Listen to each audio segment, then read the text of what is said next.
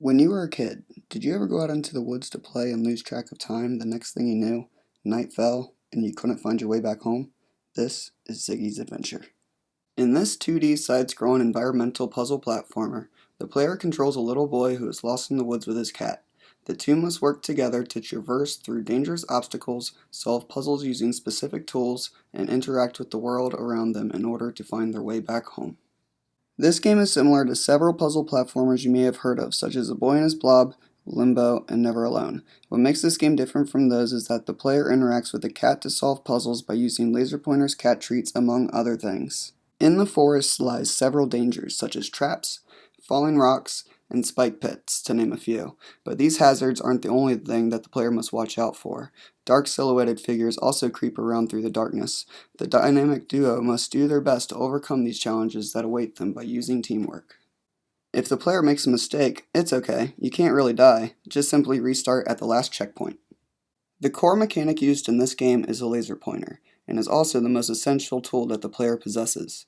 This item allows the player to send the cat to interact with various objects in the environment, such as bushes, to find items, attack nearby enemies from a distance, and also solve various environmental puzzles throughout their journey. The laser pointer is also able to be upgraded with features like the ability to melt the faces off of those scary shadows' faces. Let's take a look at this example on how the laser pointer will work. Let's say you point the laser at a weakened tree. This will then initiate an animation where the cat scratches the tree like a scratching post, causing the tree to fall, creating a bridge for the player to cross. There are times, though, throughout the journey where different options become available to the player, where one that worked before may not be the best approach next time. For instance, what if the tree broke once the player stepped on it? Have no fear, there are several solutions. There are a variety of treats that the player can feed to the cat, giving more possibilities for new mechanics to choose from.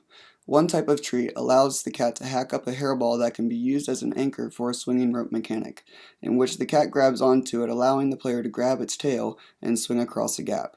Another treat used in the game causes the cat to hack up a pool of acid that can melt various metals and terrain that reveal new paths to the player. The player can also feed the cat a fish, in which he then regurgitates the bones back up, allowing the player to use it as a tool for various puzzles and interactions throughout the game. Throughout the journey, the player will also come across wild catnip that, when given to the cat, gives him abnormal strength to solve various puzzles that may need some heavy lifting.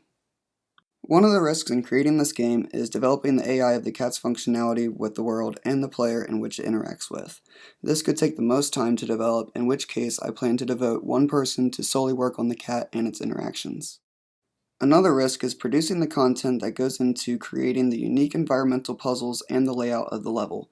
I plan to mitigate this by hosting several brainstorming sessions in which the team comes up with new creative traps and level ideas weekly.